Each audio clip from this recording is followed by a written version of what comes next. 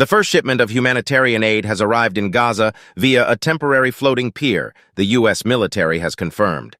U.S. Central Command said aid trucks had begun moving ashore at about 9 o'clock local time, 7 o'clock BST, on Friday.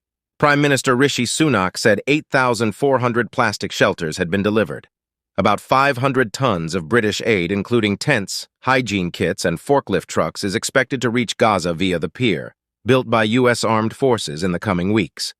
However, Mr. Sunak said the maritime route was not the only answer to the humanitarian crisis in the enclave. We need to see more land routes open, including via the Rafah crossing, to ensure much more aid gets safely to civilians in desperate need of help.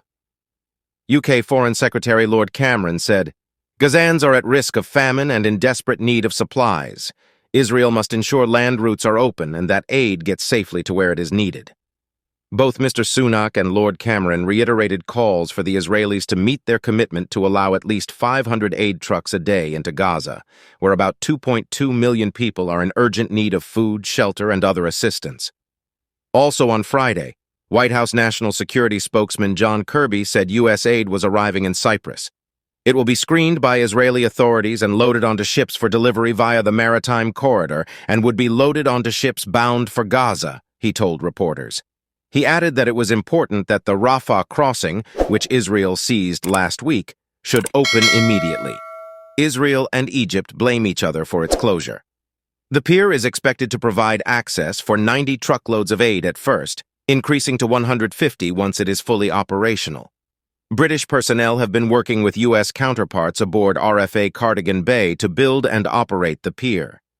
The U.S. began building the floating base weeks ago to facilitate the delivery of aid to Gaza as Israel continues its military campaign against Hamas.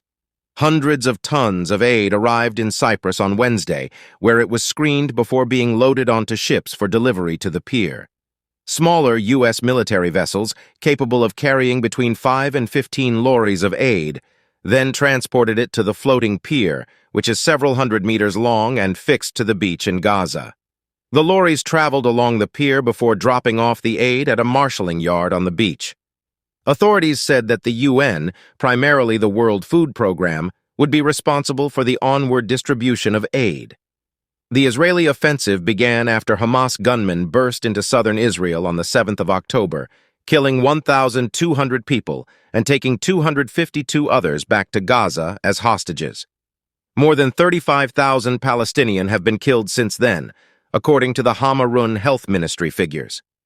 Mr. Kirby also said that 17 U.S. doctors who had been stuck in Gaza since Israel took control of the Rafah crossing had been able to leave. They were evacuated on Friday through the Kerem Shalom crossing, U.S. diplomats are quoted as saying. That crossing was also shut by Israel last week, but later reopened. Deliveries to Gaza have considerably slowed down. Sending aid by land can be dangerous, with convoys at times looted by gangs and mobbed by desperate civilians. In April, 7 aid workers from the organization World Central Kitchen were killed by an Israeli drone strike. Kindly like, subscribe, and share your thoughts in the comments section.